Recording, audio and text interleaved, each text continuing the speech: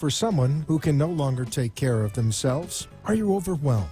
This is Caregiver Solutions Info with Marcia Teele. Marcia will be hosting an hour of true stories and information, tips and updates of the latest research and necessary information in the caregiving field, focusing on you, the family caregiver. An Alzheimer's disease and dementia care expert, Marcia has 15 years of hands-on experience at Arden Courts, a leader in assisted living dementia communities here in the U.S. Marcia covers everything you need to know as a family caregiver, especially if you care for a loved one with Alzheimer's disease or other related dementia or chronic illness. If you have a friend or relative that is also a family caregiver, call them now. They won't want to miss a minute. And let them know they can watch on caregiversolutions.info. And they can listen on WNN 1470 AM in South Florida or nationally on the iHeartRadio app. Now, sit back, relax, and learn from our host, Marcia Teele, as she brings information to you that may just be the caregiving solution you need. Hi, everyone, and welcome to Caregiver Solutions Info Show. I'm your host, Marcia Teele, and I'm so glad that you could join us this evening. We have a great show for you today. This show is particularly for people that are caregivers taking care of elderly, people with dementia. It's really hard for caregivers to get the information they need sometimes when they can't go to support groups or they can't leave their home and leave their loved one there and try to get out and get that information. So we bring this show to you in the hopes that you can learn in the privacy of your own home and learn about caregiving. Everyone's caregiving journey is different, and that's why we have a lot of different shows every single week, different topics with different professionals, and we talk about things like medical care, we talk about finances, we talk about legal issues, and today we're going to be talking about geriatric care managers. So my special guest today is Deborah Johnston, and she is a geriatric care manager for over 20 years. She's had a lot of experience helping families who are trying to take care of their loved one in the best way possible. But as caregivers know, it's not always easy knowing what to do, how to do it. You doubt yourself. You don't know if things are right or wrong. And sometimes you need a lot of help with that. And so Deborah's going to share with us exactly what a geriatric care manager is, what they can do. She has been in the field for, like I said, over 20 years, and not only does she do care management, but she also helps the court systems. She actually belongs to the 13th Judicial Court Examining Committee through Adult Protection Services, and this is on the Adult Protection team, and she is working through the Department of Children and Families, and she's going to explain what she does for them. It's very interesting and a good thing to know about. Deborah is also past president of SALT Council, and that stands for Seniors and Law Enforcement Together. And she also facilitates caregiver support group meetings every month. She's very passionate about empowering families to know what to do and help them through their caregiving challenges, especially with that dementia comes a lot of challenges that maybe caregivers wouldn't have otherwise. And she also loves to talk about common sense approaches to caregiving. And we're going to hear all about that and more. So I welcome to the show Deborah Johnston. Hi, Deborah. Nice to see you. Good evening, everyone. Nice to see you as well. So, Deborah, you've been doing this a long time. And my first question is, why did you choose this particular field? Was it something in your past you had experience with or something happened in your family? Why become a geriatric care manager? Well, my background is actually mental health. I was very disillusioned with that in our state. And I saw a need to guide families and navigate through the elder care system. So many families were struggling because they didn't have anybody to sort of hold their hand and get them through the journey. And I just always have been impassioned. My passion is dementia. I absolutely love working with that clientele, and I love empowering families to be able to succeed as caregivers to look out for and advocate for their loved ones. And that's great. I think we're two peas in a pod that way because I also am very passionate about helping families and in the dementia world. That's sort of my niche also. So for people that never heard of a geriatric care manager, tell us in general what a person does that's considered a geriatric care manager. Pretty much I do everything that's not financial or medical. I don't handle people's finances, and I have no hands-on. I'm not a physician nor a nurse. Pretty much everything else comes under my title. So it could be as something as simple as advocating in an emergency room, of course pre-COVID, and making sure that the staff in that emergency room understand how to deal with someone who's very confused, has dementia, a raging urinary tract infection, and how best to meet their needs and keep them safe and calm. So basically, your role then is to help the families, help the primary caregiver with a lot of the issues that come up while they're trying to help their loved one. And it might be, like you said, it might be a home setting, it might be a hospital setting, it could even be an assisted living setting. So you're there to not only to help and assist, but part of your job is also to educate, right? Correct. Educate and empower and validate, which is my go-to word, to validate not only the person with dementia, but the caregiver. These are tough roads, and I know because I've walked in their moccasins. I've been the primary caregiver for my dad, who had dementia, and ironically enough, I couldn't case manage because I was his daughter, and I had to hire a colleague to case manage my own dad. So I've been there and had the challenges that many caregivers have.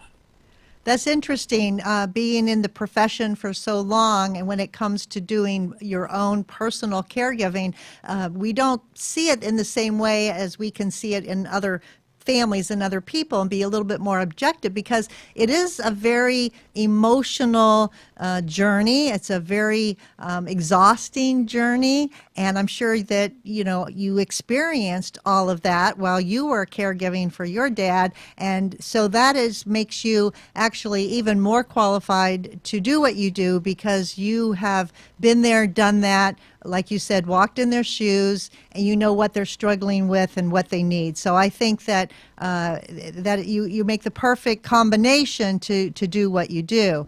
And if somebody wasn't sure what kind of services that they needed, I would probably venture to say if you're not sure, then you probably need something, right? In other words, if you come to a situation as a caregiver and you're not sure what to do or how to do it and you're basically confused, it would seem to me that that would be a sign that someone would need more help. Would you agree with that? Absolutely, absolutely. And nobody should have to do it alone. There's just so many things. If you're trying to get in-home care, if you're trying to get some respite care, if you're looking to place your loved one, if you're looking to relocate your loved one from maybe another state. That's, again, one of the things as a care manager, at least my professional care management, again, pre-COVID, would be to fly and assist somebody who's very confused, has a lot of dementia going on, and maybe the daughter is a little intimidated by mom's behaviors. So I can sort of ease that glitz a little bit and make the transition a little bit smoother. And I get to be the bad guy, and the daughter gets to be the daughter. I had a situation exactly like that last week. I was talking to a gentleman. He was up north, and his wife was in a community. She had dementia, and he was paying lots and lots of money.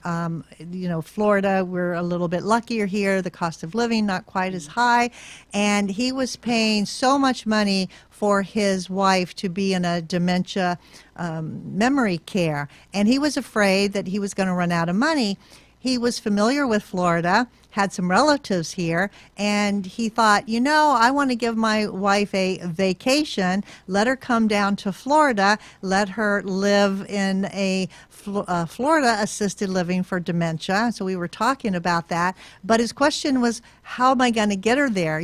They're both in their late 80s, and he wasn't sure that he could handle her on an airplane. And so we talked about that, and perfect scenario, just like what you said, because this is where someone who has the experience and the know-how can step in and assist the family with this difficult transition. So good to know that you do that. I'm not sure that all geriatric care managers would, but if you're looking for a care manager, and you have that situation, you want to see if that's something that they could actually help you with. I know, Deborah, you've been doing this a long time, so you have some unique services that you can provide to families, and very unique stories to tell and unique solutions to problems, because you've been doing it a long time, and that is so valuable, and I so much appreciate you being on the show to share some of that today. So we're going to take a quick break, and when we come back, we're going to talk more to Deborah Johnston, geriatric care manager, and hear from her and all the things she can do. We'll be right back. Isolation and frustration are common among persons living with Alzheimer's or related dementias. It's common among those who care for them, too. It takes a lot of patience and courage. It also takes knowing when you can no longer do it alone. At Arden Courts, memory care is all we do. Talk to us. We know. We understand. We can help. Don't let guilt keep you from making the right decision. Visit arden-courts.com. Arden Courts follows equal housing opportunity guidelines. You are listening to your host, Marcia Teele, an Alzheimer's disease and dementia care expert on caregiversolutions.info. If you have a question or wish to share a story, call into the show at 888-565-1470 and talk with Marcia. Now, back to Caregiver Solutions. We're back, and my guest today is Deborah Johnston. Deborah is a geriatric care manager in Florida, and she's joining us from her home office on the west coast of Florida. Great to have you here today, Deborah, talking about care management.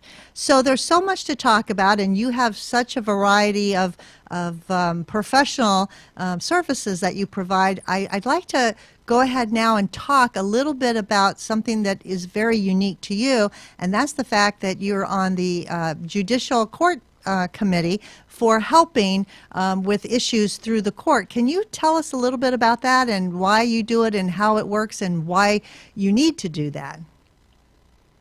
Well, I'm only a member of the examining committee for the court. I'm one of three. There's multiple members, but when we get a case, three of us go out and see the proposed ward. The first step would be to go out and visit. Everything now is being done by Zoom or by FaceTime, which makes it a little bit more challenging because I'm more of a face-to-face person in real life. But the bottom line is the judge would send us out. There would be a physician, usually a psychiatrist, and a lay person such as myself who's got experience with dementia and other ailments. We all go out independently. We form our own opinion, our own report, and determine whether or not any of 13 rights would be removed. The right to vote, the right to get married, the right to make medical decisions, financial decisions. We come back with our report and submit it to the court, and then the judge or the hearing master makes a determination of whether or not that person has capacity. In the state of Florida, it's not called competency, it's called capacity. And, it goes way beyond just asking who the president is. It's much more involved than that. It's much more than a mini mental. A lot of it's common sense. And one example would be If you woke up and smelled smoke, what would you do, Marcia? And if you tell me you would call your brother in Phoenix, well, that's not going to really help you in Florida if you smelled smoke. So that's telling me you don't have the ability to call 911. So that's just an example of some of the questions that would be asked during the exam. Well, that's really interesting. So you're finding out about this person to see if they have the capacity to take care of themselves, basically, as they get older, whether they have an illness or maybe they have a cognitive decline. And by asking those, seems to me, non-threatening questions, you're really, by the answer, getting to know a lot about that person without really putting them on the spot or interrogating them. Absolutely. It's more of a friendly visit. Yeah. And how long would a visit like that typically take? Well, these days it's not taking as long, but in normal situations, it would take going into, for example, into a facility, talking with the direct care staff, obviously talking with the proposed ward, and then reviewing the charts. Going into a private home, sometimes it's a little more challenging, especially if the family is very anti-guardianship, which is fine, they're entitled. But usually about an hour or so, give or take. Okay. So once that you send your report and everybody else sends the report to the judge and they determine this person does not have capacity, they might say, okay, now this person needs to have a guardian. And at that point, they might be assigned a guardian. And then a guardian would take over making decisions for this person. So for caregivers that you have met before and, and you've been working and helping all these years, and I've met many of them too, a lot of them don't even have regular durable power of attorney for their loved one. Mm-hmm. And so I like to introduce this subject very quickly because, to tell families, if you don't have a durable power of attorney and you don't have it executed and this happens to your loved one, they may become under the guidance of a guardian where it may not be a family member, right? Yes, and keep in mind, too, this is very, very important. Guardianship is a last resort. Nobody wants guardianship. Nobody wants to see someone take over their life.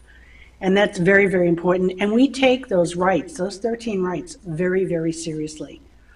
In a perfect world, if a guardianship is warranted, it would be nice to have a family member. And there's two different courses that are offered, professional guardianship courses and family guardianship courses. And, to me, that's the least invasive. But if you can avoid guardianship and have all your ducks in a row before it's needed, it would be much better to have a POA healthcare surrogate. Right.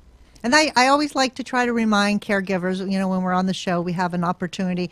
Make sure you get that durable power of attorney. Make sure you get the healthcare surrogate or healthcare proxy and a living will. And those are the basic documents that you want to have in hand when you're caring for somebody. It makes your caregiving a lot easier down the road, actually. Yeah, and the sooner the better, because somebody who's in advanced dementia, no attorney worth their salt would have them sign any type of document. So as soon as you get that diagnosis, if your mom can still say, I love you very much, I trust you, and I want you to be in charge of if I can't. So get it as soon as possible. Yes, absolutely.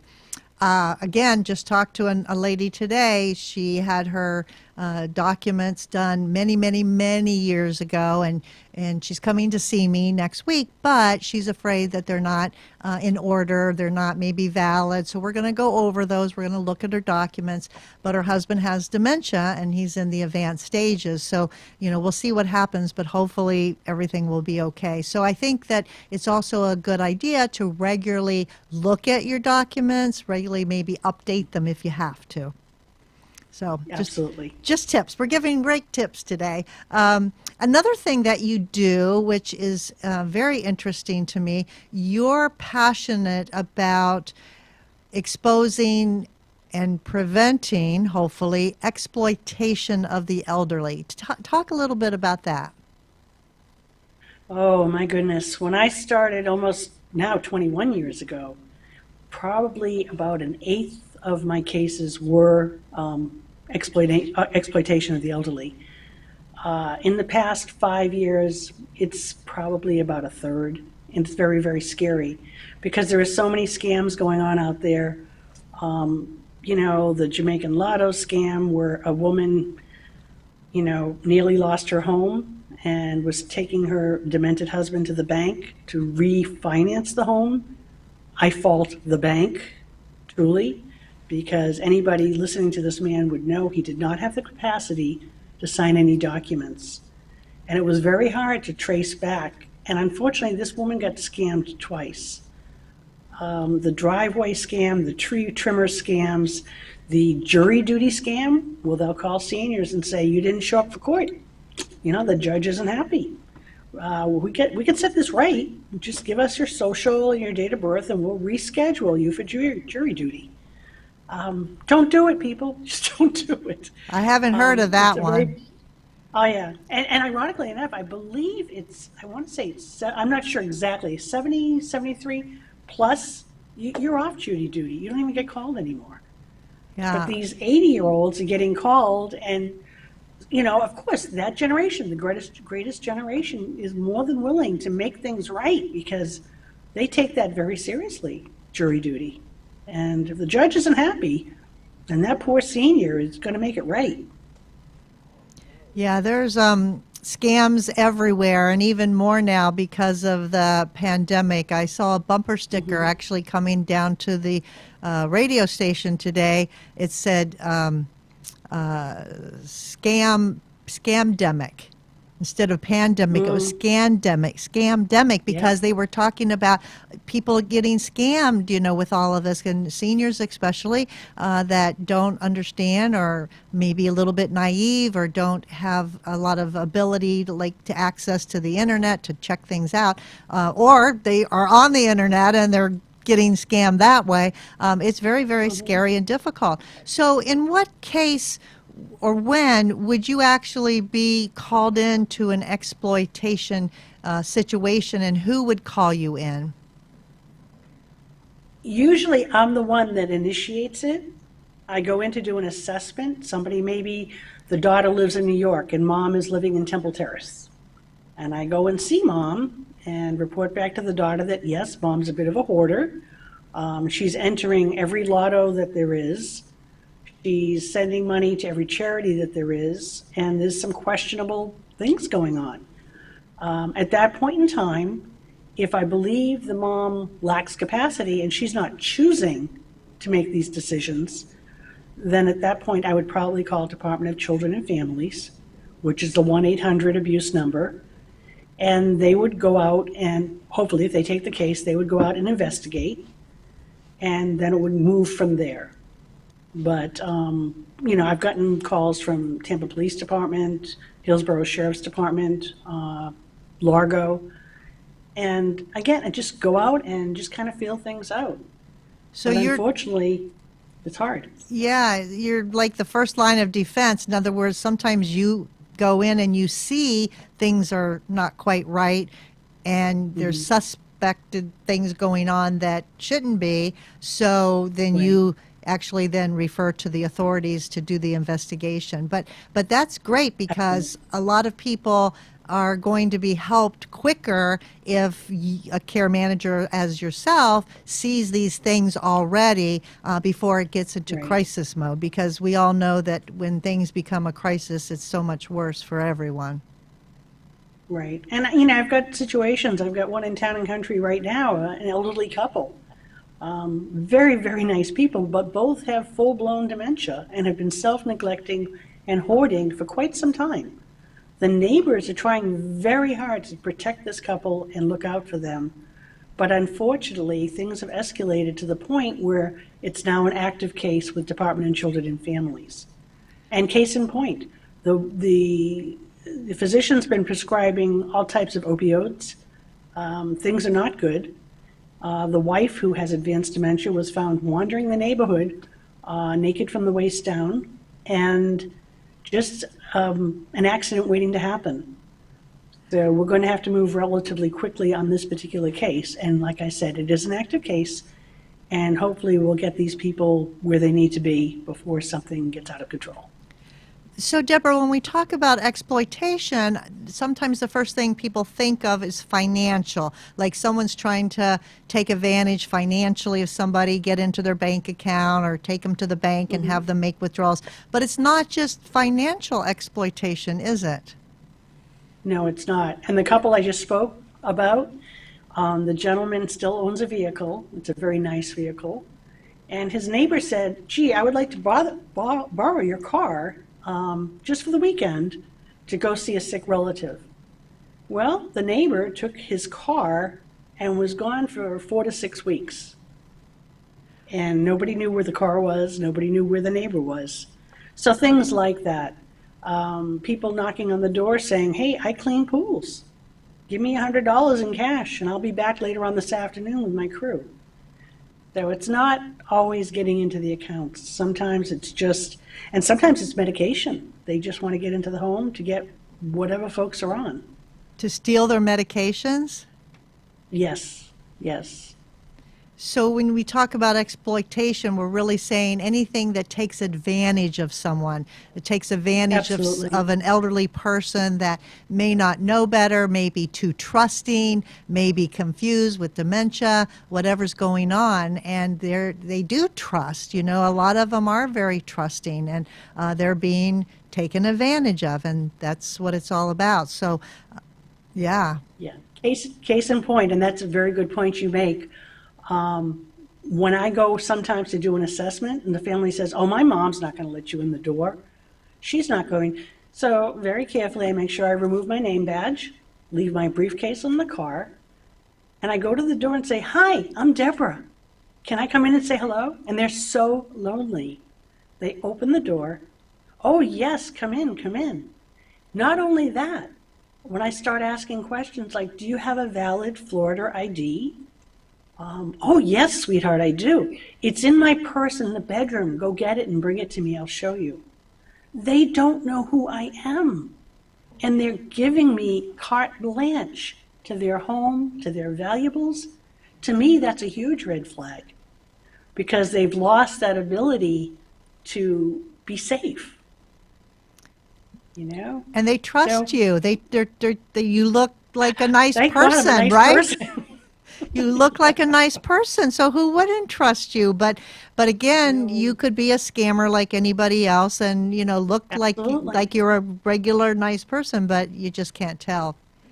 Yeah. Right. And the people who have dementia buying the same water softener 3 times in 6 weeks because that person knows we've got to open account here, and so. Yeah. But yes, exploitation is rampant. Yeah, that's scary in itself, and I'm glad you're helping to reduce that. Well, we got to take a break to thank our national sponsor, but we'll be back in just a few minutes, so don't go away. We'll be back with more from Deborah Johnson, Geriatric Care Manager. Be right back. Arden Courts is not just a place to live, it's a place to call home. Residential living combined with quality caregiving. This is the philosophy behind Arden Courts. Communities created exclusively for individuals with Alzheimer's disease and related dementia who would benefit from a safe and structured environment. For additional information about any of the unique services Arden Courts provides, call 888-478-2410 to locate a community nearest you. Inquire about our educational seminars, resource library, or support groups, or simply feel free to ask questions you may have about Alzheimer's and related dementias. At Arden Courts, we know, we understand, and we can help because memory care is all we do. Remember, call 888-478-2410 for additional information about any of the unique services Arden Courts provides. You are listening to your host, Marcia Teele, an Alzheimer's disease and dementia care expert on caregiversolutions.info. If you have a question or wish to share a story, call into the show at 888-565-1470 and talk with Marcia. Now, back to Caregiver Solutions. Welcome back to Caregiver Solutions Info Show. At this time, I'd like to thank our national sponsor, Arden Court's Memory Care Community. Arden Courts has about 50 memory care communities all across the United States, 10 of them here in Florida. They are an assisted living, especially for memory care. And they help the caregiver, they help the residents, they help the families in many, many ways with their support groups and their seminars and their virtual seminars now during the pandemic. But they also want to offer you, just because you're watching this show today, a free book. This is the book. It's called The 36-Hour Day. It's a wonderful book. It's all about dementia and caregiving. It explains the differences in the types of dementia. It gives lots of tips and information for caregivers on how to handle different scenarios. This book is highly recommended, and if you do not have it, I suggest you write down this email address and send a quick note to get this book absolutely free just because you're watching the show. The email address is delray@arden-courts.com. It's right there on your screen if you're watching us live on your computer. delray@arden-courts.com. Send an email saying that you saw this offer on the Caregiver Solutions show and you would like to have the 36-Hour Day book mailed to you. Give them your name, your address, and your telephone number, and they'll be happy to get one right to your door as soon as possible. It's just a great referral source for families. It's wonderful reading. You can pick and choose what you want to read, topic by topic or from front to back. It's very interesting, and you'll be glad that you have this book. So give Arden Courts an email and get the book right to you.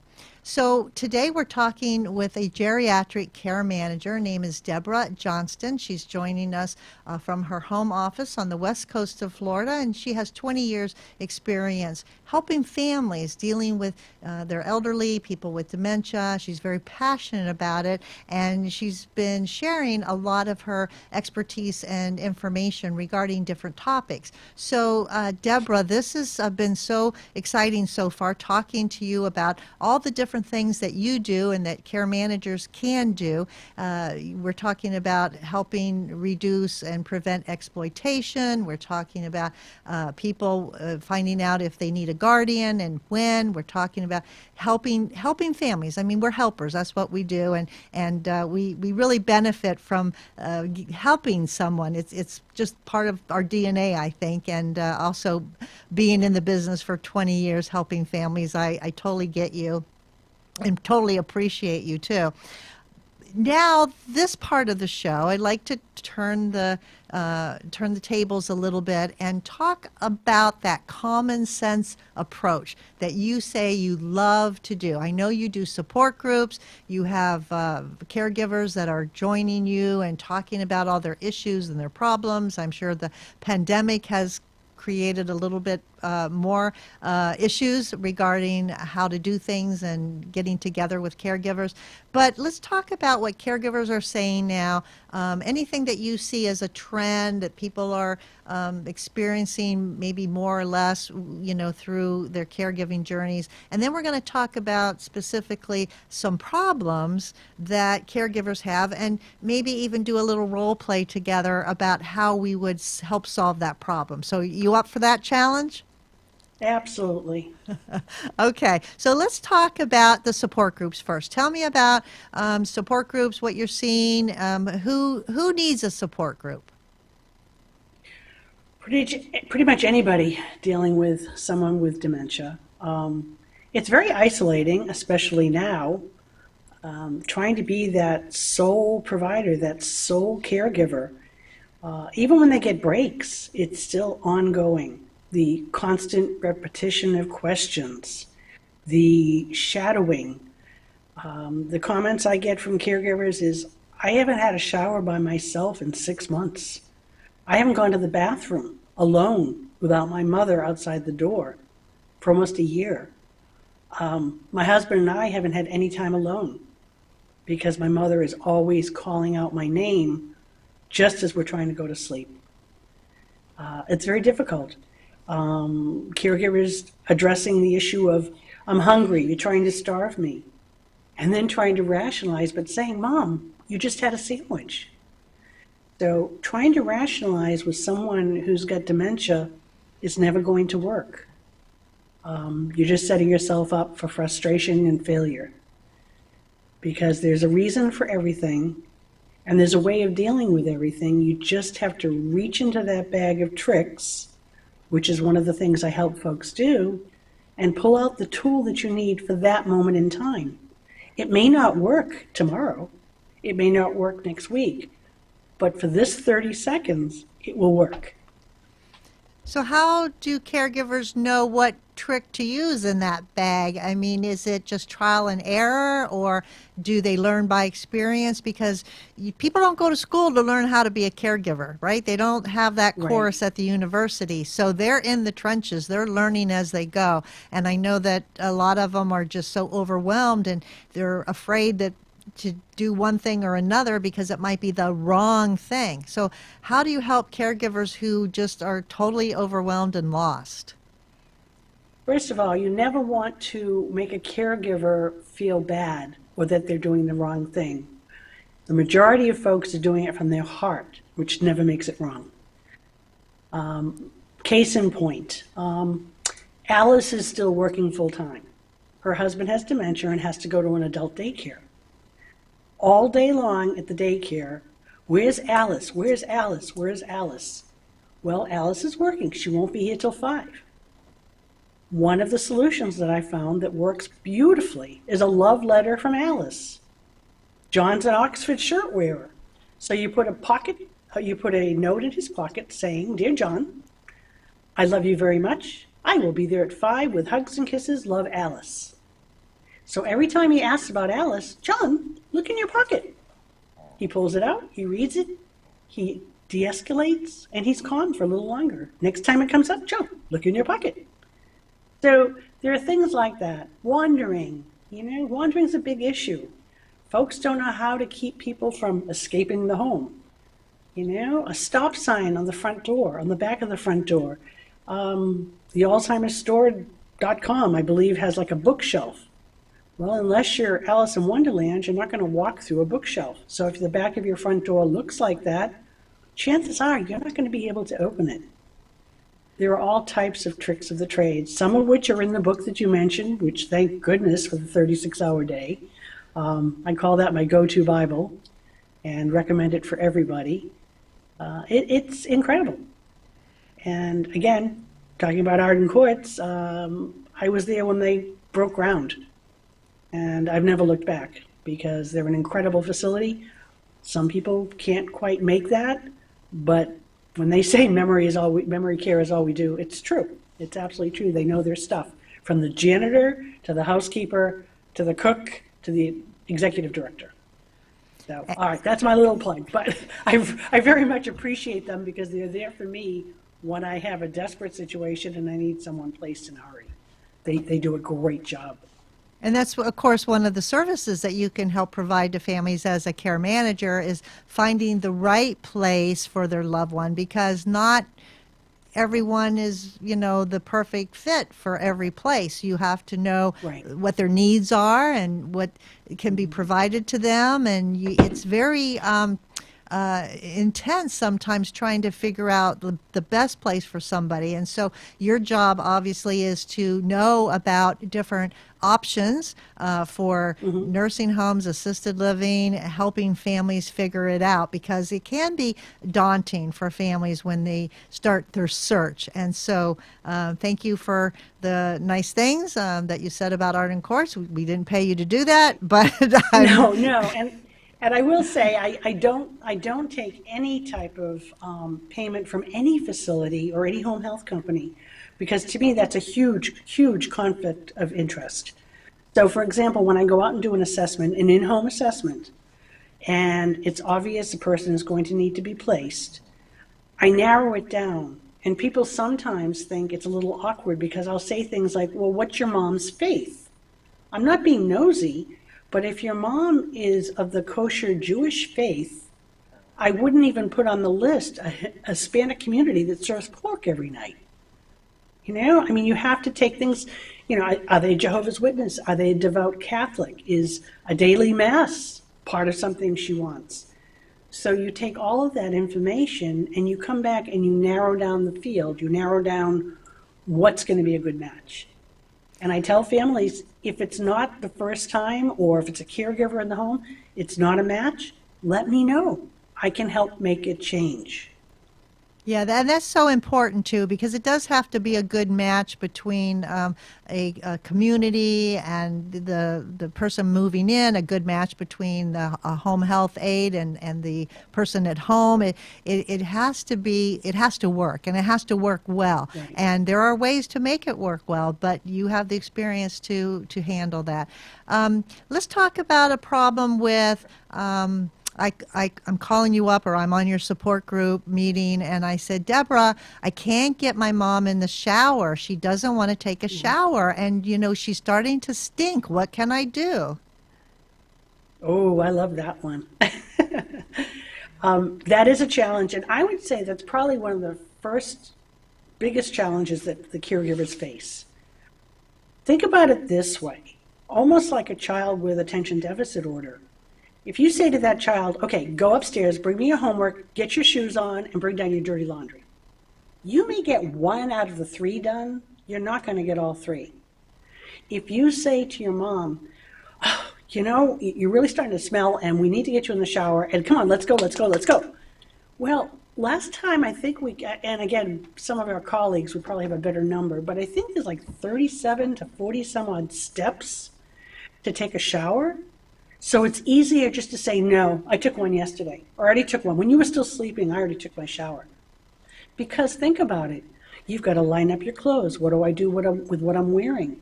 What's in those bottles? What's that bar? What are those fuzzy things? So it's easier just to say, I'm not going to do it. So my suggestion would be, get everybody on board, make sure everything's perfect, the temperature, everything. Warm the towels, everything ahead of time. And then plan something pleasant. After this, Mom, you want vanilla or chocolate ice cream? What are we going to do that's really fun? You want to play bingo when we get done here? Always something unpleasant. Always make sure you have something pleasant on the out end.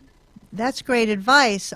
When you were talking about the steps necessary, if you break it down to take a shower or to make a sandwich or whatever the task might be, mm-hmm.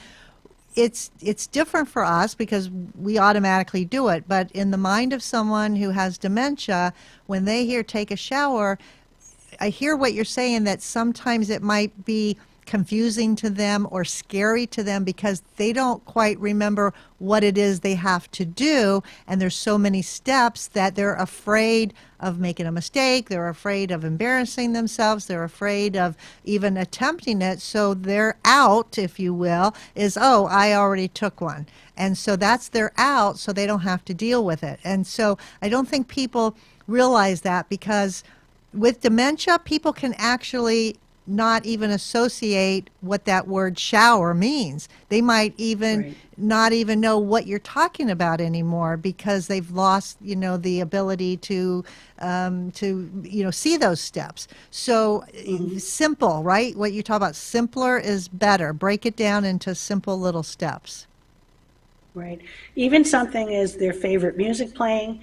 And keep in mind too, some folks, especially those that have Lewy body disease, become very, very tactile defensive. And I had a gentleman who was almost Baker acted because the staff were trying to get him into a shower, and the feeling of the water hitting him on the back, he felt were flames, and he felt there was a fire. And he got extremely agitated. They were going to Baker act him. And as soon as I validated and got into his world regarding this shower, I put out the fire. I actually got a fire extinguisher off the wall and made noises with it. He hallucinated. There were children in the room. I made sure the children were safe. They were not there, but I validated his world. And as soon as he felt safe and secure, he was sound asleep, and a Baker act was postponed. And that's the trick, is to getting in their world, because they're not able to be in our world any longer because of the cognitive decline, the dementia, whether it's Alzheimer's, Lewy bodies, vascular dementia, whatever kind it might be.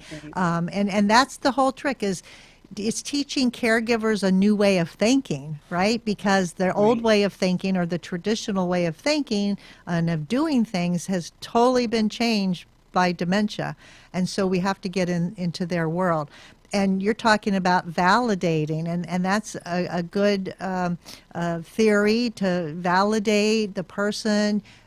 So what would happen if I said to you, Deborah, my dad, he just keeps telling me he's got to go to pick up his dad, who's at the train station. He's coming in on the 6 o'clock train, and he just is adamant about it. And when I tell him, like, Dad, your dad is dead, that would, you're already old. He's old and he's dead, and you don't have to go, and because he's not coming in. And Deborah, that just frustrates my dad, and it gets him angry. It gets him upset. He starts yelling at me, telling me, you're not right. He's not dead. I know what I'm talking about. And then all of a sudden we're in a big fight, and then I start crying, and I just don't know what to do. Can you help me with that, Deborah? Absolutely, absolutely. And that's actually a very true story. Again, we're not going to get them into our world. We have to get into theirs. And so we bring out what we call therapeutic fibbing, which I'm sure many of you are familiar with therapeutic fibbing. We're all brought up not to lie to our parents, our kids, our spouses. That's bad. Until we have this ugly beast called dementia. And that's when it's okay to tell white lies. How many times am I going to tell Mrs. Smith that her husband's dead when she's convinced he's having an affair and he should be home by now? So the therapeutic fib in your situation, Marcia, would be, oh, I know, you got to get your dad. But you know what? I've got to get some gas in the car. Would it be okay if we do it a little bit later? Just let me gas up the car, and I want to get the tire pressure, because you know how important tire pressure is. Again, getting him off that wheel, getting him off that, I got to go, I got to pick up the kids, I got to pick up dad. The therapeutic thing would be, in a very monotone, very calm voice, just say that it wouldn't be safe. I don't want to pick up your dad if the tire's not good. We want to keep him safe as well as us. So trying to get them, and again, from that point, moving into something else that's just pleasant. Are we going to watch Rawhide again tonight? Are we going to have ice cream sundaes for dessert? Whatever makes them happy. But they will fixate on that happiness. So you basically told a little fib, but you played into the story. So instead of telling him he was wrong, you played into the story. And then once you kind of got him to agree with you, you all of a sudden changed the direction. You changed the subject. You got him to go in a different way, which then made him forget, for the moment at least, that he had to go pick up his dad at the train station. So that's a great, and thank you for playing with me, because I do role playing all the time with caregivers, and I think it really does help to do this role playing, so they can see the situation, and then how would I manage that situation. So if we break it down, it's basically validate what they're saying, don't say they're wrong, and then play into the story until you can calm them down, and then change the subject or redirect them to another activity. That's basically it, right? Absolutely. You got it. Yeah, that's it. I know you've got it. Not dementia. I just got. And the thing about it is, dementia, speaking of that, and yeah, that was a little humor in there, but it just reminds me to share with caregivers, you got to keep that sense of humor, because that's going to help get you through. So if you can make light of something, it's not that we're making fun of, it's not that we're insensitive. We want to make a little bit of a lightness about something, because if we didn't laugh about it, we'd all cry. So there can be times for appropriate humor when you're having a moment with someone with dementia. And sometimes it really changes the whole atmosphere. It changes the direction of their whole being, their personality, or whatever they're doing. If you can get them to laugh with you, it's a wonderful thing. So just wanted to put that out there also for caregivers, because using humor is a great tool in that little bag of tricks that you have, right? Right. Do you have another problem that we can solve in the next couple minutes that you want to talk about, a scenario? There's so many of them. Of how we can fix a problem in a couple minutes here and help somebody. I think sometimes when things start escalating, and again, this is sort of a carryover from my mental health days, but I found it also works with my dementia clients and their families. If they get on that, I'll call it a hamster wheel, and they're repeating, or they're escalating, and things are just getting out of control. Sometimes as the caregiver or the care manager, if you do something totally unexpected, for example, if Dad was getting so agitated and you're wrong and I'm going to pick up my father and what have you, and if possibly the validation didn't work, then something totally off the cuff. Start singing a Christmas carol, start telling silly jokes like elementary school jokes, what do you call a what have you. It gets them off that track. So doing the unexpected, I've had people coming for me who would like to rearrange my face because I didn't tell them exactly what they wanted to hear. And I just started singing Jingle Bells. And they kind of stop and do one of these, like, okay, where's she coming from? So again, these are just so many things that empower your caregivers. You've got combative behaviors sometimes. Just holding up, and I'm going to demonstrate, just doing one of these. If you're holding something, if somebody's agitated, you're holding something in front of your a face. A newspaper, right? Because I'm no longer a threat. If someone's agitated and upset with me because they think I've stolen their jewelry or what have you, the first thing would be to validate that. I am sorry your jewelry's missing. Let me help you look for it. Not that I would never, Mom, you're my mother. I would never steal from you. But I'm sorry that somebody took your jewelry. Let's go look for it together. But again, if things start escalating and someone's going to get in your face and you may end up calling 911, many times, and I've seen husbands and wives sort of chasing each other around the couch, and the wife's terrified. Just because no longer am I a threat. You can't look at my face. You can't see my fear.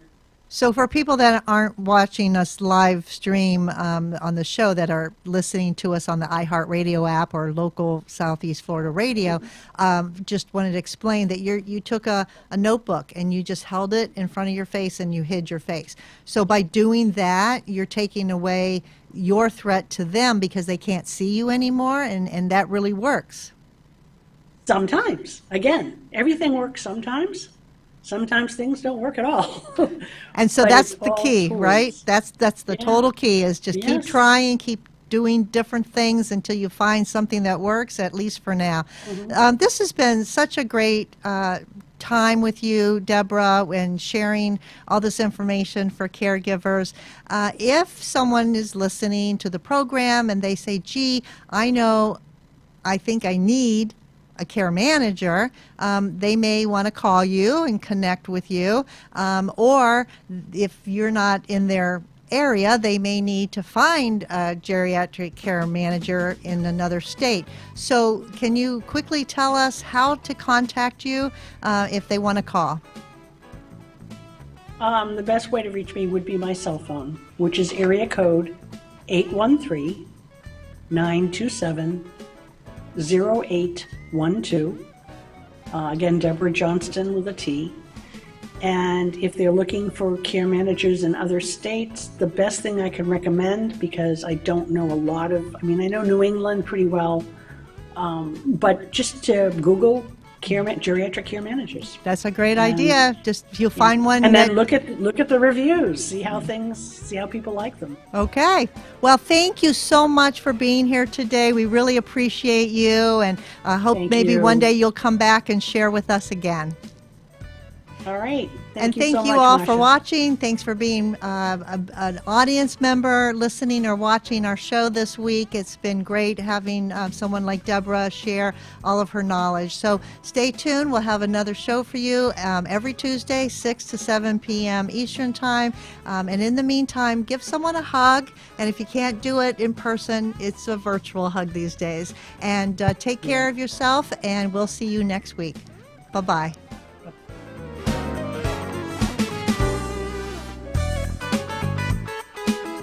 Thanks for joining us for this week's Caregiver Solutions with Marcia Teele. Join us next week as Marcia, who has 15 years of Alzheimer's disease and dementia care experience, brings you more needed information to help with the care of your loved one. This show can be seen again on caregiversolutions.info, and questions can be left on the site, which may be used on the program to help others. See you next week for more